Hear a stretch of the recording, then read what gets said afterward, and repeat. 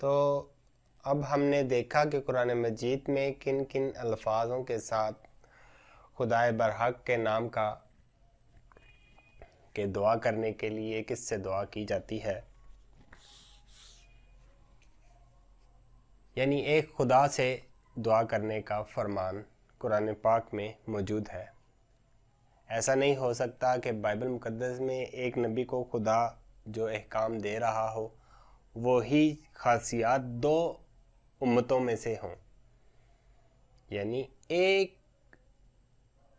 قوم یا ایک مذہب میں ہی وہ خاصیتیں ہونی چاہیے، کیونکہ خدا یسایہ نبی کو باب نمبر 65 میں اپنے لوگوں کا جو رہن سہن ہے، جس طرح کہ وہ بات کریں گے خدا کے بارے میں، اور جو انفارمیشن یعنی کہ خدا فرما رہا ہے یسایہ نبی کتاب میں باب نمبر 65 آیت نمبر 16 کے اس دعا والے فقرے میں، جو آیت نمبر 16 کی سٹارٹنگ والا فقرہ ہے، تو ایسا نہیں ہو سکتا کہ اس طرح کی پھر دو امتوں میں خاصیتیں ہوں۔ تو اب میں آپ کو بتاؤں گا بائبل مقدس میں سے میں آپ کو بتاؤں گا کہ دعا کے لیے جب کسی کے آگے دعا کی جاتی ہے تو وہ کون کون ہے۔ اگر قرآن مجید میں ایک خدا سے مانگنے کا ذکر ہے تو اس کتاب میں ایک نہیں ہونا چاہیے، اور اگر بائبل مقدس میں ایک خدا سے مانگنے کا ذکر ہے تو قرآن مجید میں ایک سے زیادہ کا ذکر ہونا چاہیے تھا، کیونکہ ہم نے دیکھ لیے پہلے قرآن مجید، اور آپ ہم بائبل مقدس میں سے بھی دیکھیں گے۔ کمپیوٹر کی اسکرین پہ چلتے ہیں، اور ایک بات میں آپ پر پہلے ظاہر کر دینا چاہتا ہوں۔ میں سب سے پہلے آپ کو بتاؤں گا کہ جس سے دعا کی جاتی ہے وہ خدا ہے اور خداوند ہے۔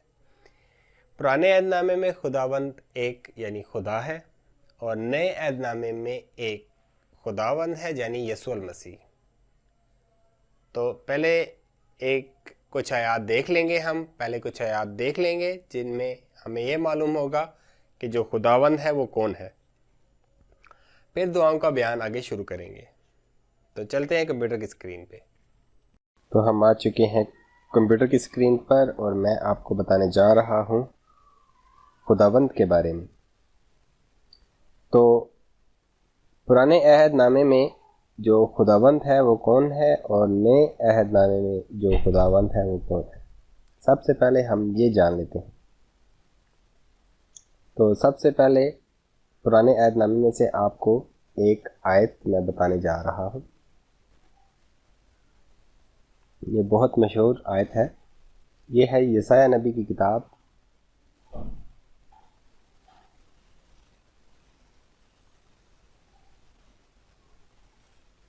اور اس کا باب نمبر ہے 45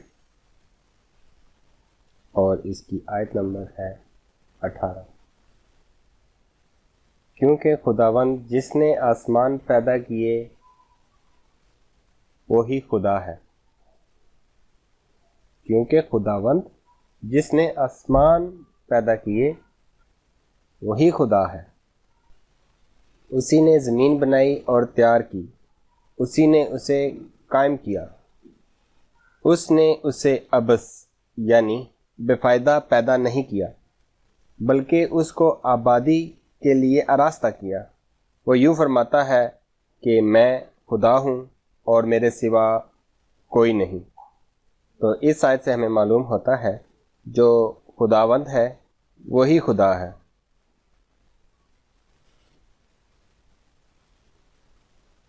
تو اس سے ہمیں معلوم ہوا کہ جو خداوند ہے وہی خدا کی ذات ہے۔ تو اب ہم چلیں گے نئے عہد نامے میں، جس میں ہمیں معلوم ہوگا کہ خداوند کون ہے۔ تو ہمارے پاس ہے نئے عہد نامے کی کتاب تیموتھیوس 2 اور اس کا پہلا باب اور آیت نمبر 2۔ پیارے فرزند تیموتھیوس کے نام فضل، رحم اور اطمینان خدا باپ اور ہمارے خداوند مسیح یسوع کی طرف سے تجھے حاصل ہوتا رہے۔ تو اس آیت میں ہمیں معلوم ہوتا ہے خداوند یسوع المسیح ہے۔ اب ہم چلتے ہیں بائبل مقدس میں نئے عہد نامے فلپیوں کے نام پولس رسول کا خط، جس کا باب نمبر 2 اور آیت نمبر 11 ہے۔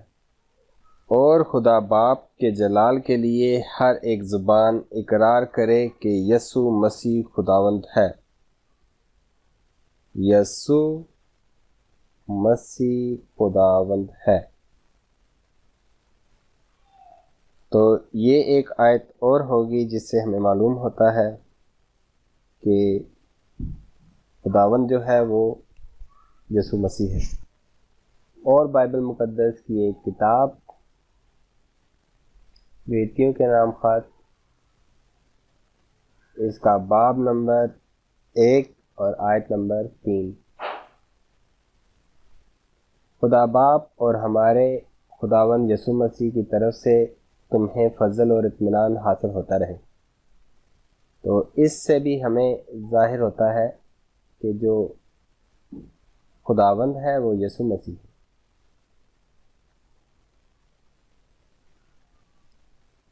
اور خدا اور خداوند اس آیت میں الگ الگ کر کے بتا دیے گئے ہیں۔ اور ہم اب آگے چلتے ہیں افسریوں کے نام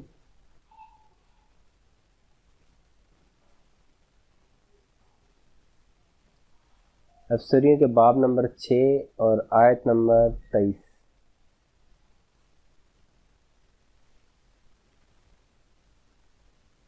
خدا باپ اور خداوند یسوع مسیح کی طرف سے بھائیوں کو اطمینان حاصل ہو اور ان میں ایمان کے ساتھ محبت ہو۔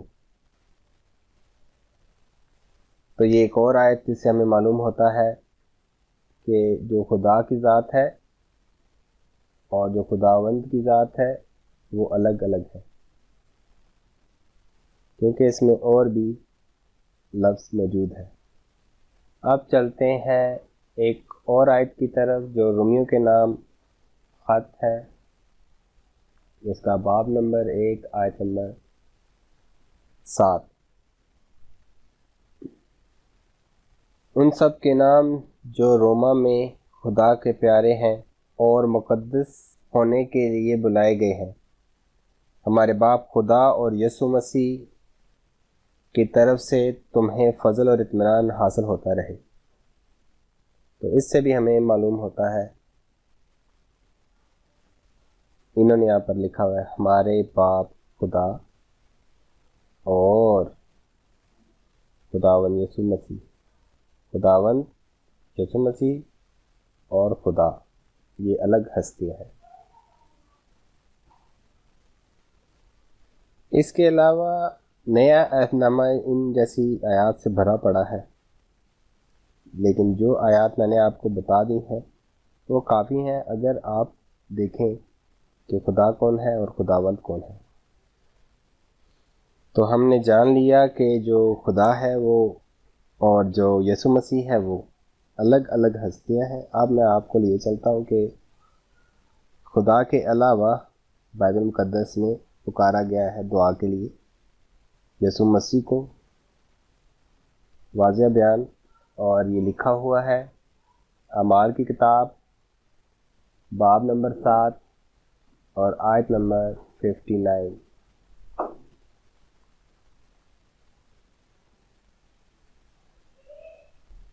بس یہ ستیفنس کو سنسار کرتے رہے اور یہ کہہ کر دعا کرتا رہا کہ اے خداوند یسوع میری روح کو قبول کر۔ تو اس آیت سے ہمیں معلوم ہوتا ہے کہ جو بیان یسایا نبی کی کتاب میں لکھا ہوا تھا وہ اس امت یعنی مسیحیوں کے ساتھ میچ نہیں کر رہا، کیونکہ اس میں خدا کے سوا اور کسی کو پکارا گیا ہے جو کہ خداوند ہے، اور یسایا نبی کی کتاب میں جو لکھا ہوا تھا وہاں پر لکھا ہوا تھا خدائے برحق۔ تو اب ہم ایک اور آیت کی طرف چلتے ہیں جو اعمال کی کتاب میں سے ہی ہے، اور اس کا باب نمبر 8 اور آیت نمبر 22 ہے۔ پس اپنی اس بدی سے توبہ کر اور خداوند سے دعا کر کہ شاید تیرے دل کے اس خیال کی معافی ہو، جیسا کہ میں نے آپ کو پہلے بتایا کہ خداوند خدا نہیں بلکہ یسوع مسیح ہے۔ تو اس آیت سے بھی ہمیں معلوم ہوتا ہے کہ اگر کسی کو پکارا جا رہا ہے اور وہ خدا نہیں ہے، وہ یسوع مسیح ہے، تو یہ آپ کو ملے گا نئے عہد نامے بائبل مقدس میں۔ اور چلتے ہیں اسی باب میں اعمال کی کتاب آیت نمبر 24 میں۔ شمعون نے جواب میں کہا، تم میرے لیے خداوند سے دعا کرو کہ جو باتیں تم نے کہیں ان میں سے کوئی مجھے پیش نہ آئے۔ تو یہ ایک اور آیت تھی جس میں خداوند سے یعنی یسوع مسیح سے دعا کرنے کا بیان موجود ہے۔ تو یہ آیات ان کتابوں میں جو لکھی ہوئی ہیں، یہ وہ یسایہ نبی کی کتاب باب نمبر 65 آیت نمبر 16 کے ساتھ میچ نہیں ہے، کیونکہ وہاں پر خالص خدا برحق کا نام لکھا ہوا ہے، جو کہ ہمیں قرآن میں سے تو ملتا ہے لیکن نئے عہد نامے میں سے نہیں ملتا۔ تو ہر شخص کو اپنی اصلاح کرنی چاہیے، میں تو صرف آپ کو آیات بتا سکتا ہوں۔ اب چلتے ہیں بائبل مقدس کی کتاب نئے عہد نامے کی یعقوب باب نمبر 5 اور اس کی آیت نمبر 14 ہے۔ اگر تم میں کوئی بیمار ہو تو کلیسیا کے بزرگوں کو بلائے اور وہ خداوند کے نام سے اس کو تیل مل کر اس کے لیے دعا کریں۔ خداوند یعنی یسوع مسیح۔ تو اس آیت سے بھی ہمیں معلوم ہوتا ہے کہ جو دعا کے لیے بلایا جا رہا ہے نئے عہد نامے میں، وہ خدا نہیں بلکہ یسوع المسیح ہے۔ یہ کچھ آیات ہیں جن سے معلوم ہوتا ہے کہ دعا خداوند سے بھی کی جا سکتی ہے، یعنی یسوع مسیح سے۔ نئے عہد نامے کے مطابق دعا خدا سے بھی کی جا سکتی ہے اور خداوند سے بھی کی جا سکتی ہے، اور کہیں بھی نہیں لکھا ہوا کہ نئے عہد نامے میں کہ دعا کے لیے صرف خدا ہی کو بلایا جائے، خدا ہی کو پکارا جائے دعا کے لیے۔ لیکن بار بار بہت سے مقامات پر یہی لکھا ہوا ہے کہ دعا خداوند سے کی جاتی ہے اور خدا سے بھی کی جاتی ہے، کیونکہ پرانے عہد نامے میں بار بار خدا اپنے نبیوں کی معرفت یہ فرماتا آیا ہے کہ جو خداوند ہے وہ خود خدا ہے۔ تو نئے عہد نامے میں پھر بھی اس کے برعکس باتیں لکھی گئی ہیں، آیات موجود ہیں، اس لیے لفظ خداوند آپ کو بائبل مقدس میں ہی ملے گا، قرآن میں نہیں ملے گا۔ اور آپ کو قرآن میں اس لیے خدا ملے گا کیونکہ بائبل مقدس میں جو حقیقی خدا ہے، جو خدا برحق ہے، اسی کے نام کو آگے لایا گیا ہے، جس کے بارے میں بار بار بتایا جا رہا تھا کہ خداوند جو ہے وہ خدا ہے، اس کو آگے نہیں لایا گیا۔ اس لیے قرآن میں آپ کو ایک ہی لفظ ملے گا، خدا، اور عربی میں اس کا نام اللہ ہے۔ تو دوستو، میں نے آپ کو کچھ آیات قرآن مجید میں سے اور کچھ بائبل مقدس میں سے بتائیں۔ ان سے آپ اندازہ لگا سکتے ہیں کہ وہ ذکر جو یسایہ نبی کی کتاب میں خدا تعالیٰ یسایہ نبی کو بتاتے ہیں اور یسایہ نبی آگے کتاب میں لکھتے ہیں، وہ پیشن گوئیاں کن پر پوری ہو رہی ہیں، آپ خود اندازہ لگا سکتے ہیں۔ ہم نے دیکھا کہ ماضی میں بہت سی امتیں آئیں، لیکن اب آگے کا کوئی اور امت نہیں آ رہی، کوئی نبی نہیں آ رہا، تو بہت سی امتوں کے اوپر خدا نے عذاب بھی نازل کیا، بہت ساری امتوں کو تباہ کیا۔ اور جتنی زبردست ٹیکنالوجی ہمارے پاس ہے، ہم چاہیں تو اس ٹیکنالوجی سے ہم ان کتابوں یعنی بائبل مقدس اور قرآن مجید کو سمجھ کر ان سے فائدہ لے سکتے ہیں۔ ان کتابوں کو پڑھ کر، ان کو سمجھ کر ہم ان سب امتوں سے بہترین بن سکتے ہیں۔ اگر ہم خدا کے پاس جب پہنچیں تو اس دنیا کو، جس کو ہم نے ہر طرح جیسا بھی ہو چھوڑ کر ہی جانا ہے، ایک نہ ایک دن اس کو ترک کر کے ہی جانا ہے، اور پہنچ جائیں گے اپنے خالق کے سامنے۔ تو اس کچھ دن کی زندگی کو ہم دیکھ کر اور اس کو خوبصورت بنانے کے چکر میں کہیں ایسا نہ ہو جو خدا کے پاس ہمارے لیے جو مقام، اگر ہم اچھے کام کر کے جائیں گے، موجود ہو، اس کو ہم کھو دیں، اور یہ دنیا تو چھوڑ کر ہی جانی ہے۔ اس دنیا میں تو پہلے کوئی راہ ہی نہیں ایسا کہ جو ہم نے دیکھا ہو کہ مر نہیں رہا۔ موت ضرور آتی ہے، کوئی بھی ہو، کوئی نبی ہو، پیغمبر ہو، عام انسان ہو، ہر کوئی جا رہا ہے۔ تو ہم یعنی اس دور کے لوگ اگر چاہیں تو پچھلی امتوں سے سبق سیکھ سکتے ہیں، اور آپس میں مل کر ان مذہب کی کتابوں سے ایسے راستے پہ چل سکتے ہیں کہ جب اپنے خالق خدائے پاک کے پاس پہنچیں تو وہ ہماری زندگی جو ہم دنیا پہ یہاں پر گزار کے جائیں گے اس کو پسند کرے اور اس کا ہمیں بدلہ اچھا دے۔ تو جدید دور تو موجود ہے، اور سائنس ہر چھوٹی سے چھوٹی چیز کو سرچ کرتی ہے، سائنس ہر چیز کو سرچ کرتی ہے، ہر پوائنٹ کو دیکھتی ہے، ہر چیز کو، لیکن ان مذہب کی کتابوں کو سائٹ پہ رکھ دیا گیا ہے۔ میں چاہتا ہوں، میں نے اس کے اوپر اپنی زندگی کا ایک بہت لمبا عرصہ میں نے ان کے ساتھ گزارا ہے۔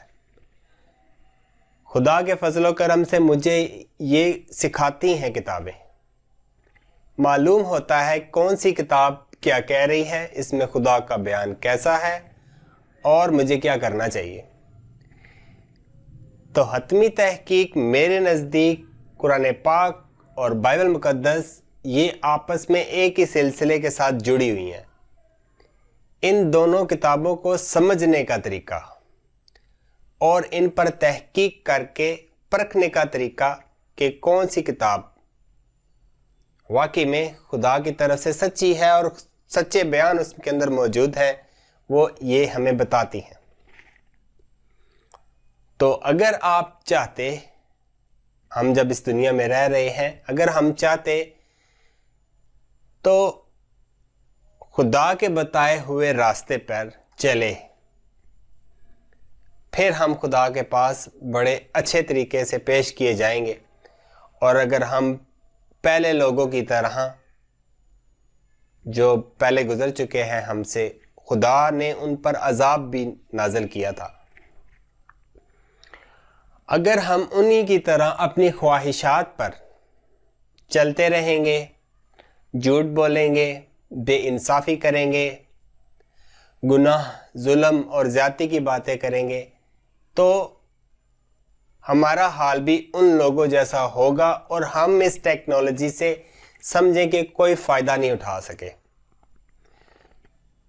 تو میں خدا کے فضل و کرم سے اس ٹیکنالوجی کو استعمال کر کے بائبل مقدس اور قرآن مجید میں سے ایک زبردست تحقیق کا مشاہدہ کر چکا ہوں، اس کو دیکھ چکا ہوں، اور میں یہ خیال کرتا ہوں کہ ہمیں ان کتابوں پر عمل کرنا چاہیے۔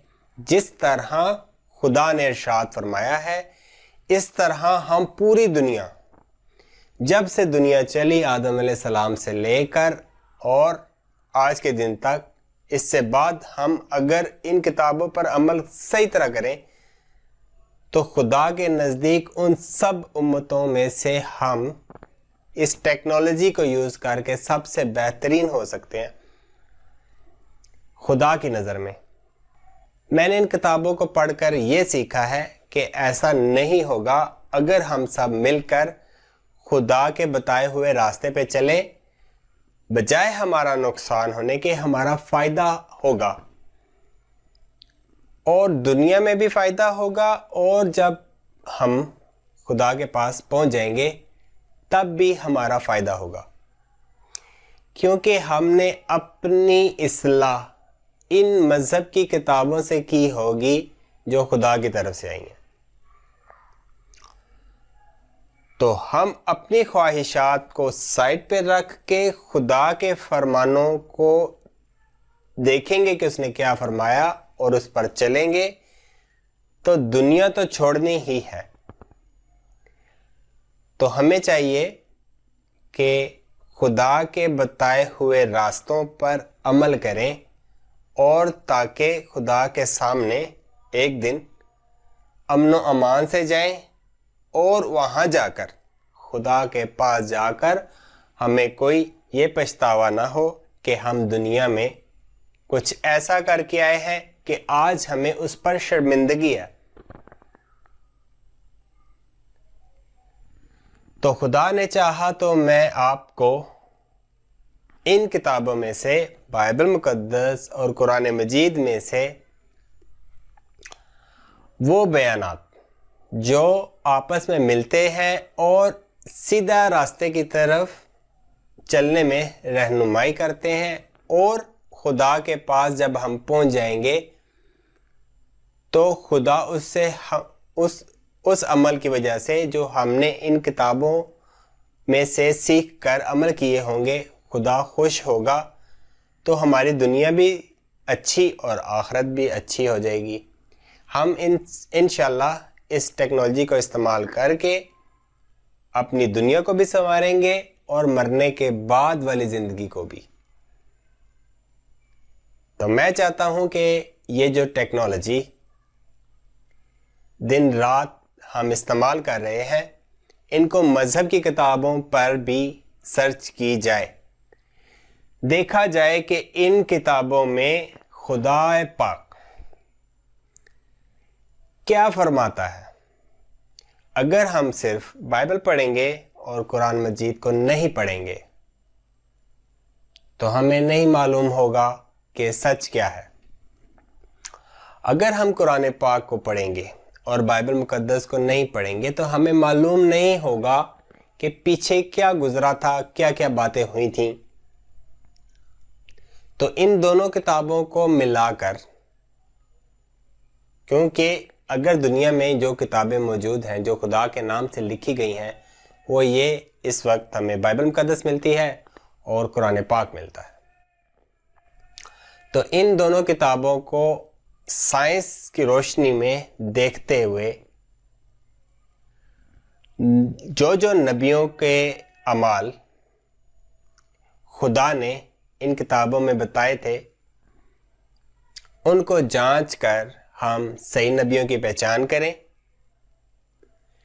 کہ کون سا نبی خدا کا سچا نبی ہے، اور پھر اس نبی کے بتائے ہوئے طریقوں پر عمل کر کے اپنی آخرت کو سنواریں۔ خدا نے چاہا تو جو آیات ہم پڑھ رہے ہیں، یسایہ نبی کی باب نمبر 65 آیت نمبر 16، اس کا اگلا بیان جس میں قسم کے بارے میں فرمان خدا موجود ہے کہ جو لوگ دنیا پر قسم کھائیں گے خدا برحق کے نام سے کھائیں گے، اس کے بارے میں تحقیق کریں گے کہ وہ امت یا وہ قوم کون سی ہے جو خدا کے نام کی قسم کھاتی ہے۔ یعنی قسم کا ایک بیان ان آیات میں سے جو یسایہ نبی کی کتاب میں موجود ہے، باب نمبر 65 آیت نمبر 16 میں، اس کے بارے میں تحقیق کریں گے اور معلوم کریں گے کہ وہ پیشن گوئی کن پر پوری ہو رہی ہے، مسلمانوں پر پوری ہو رہی ہے یا اور کسی امت پر پوری ہو رہی ہے۔ تو انشاءاللہ اگلی ویڈیو میں ملیں گے۔ السلام علیکم۔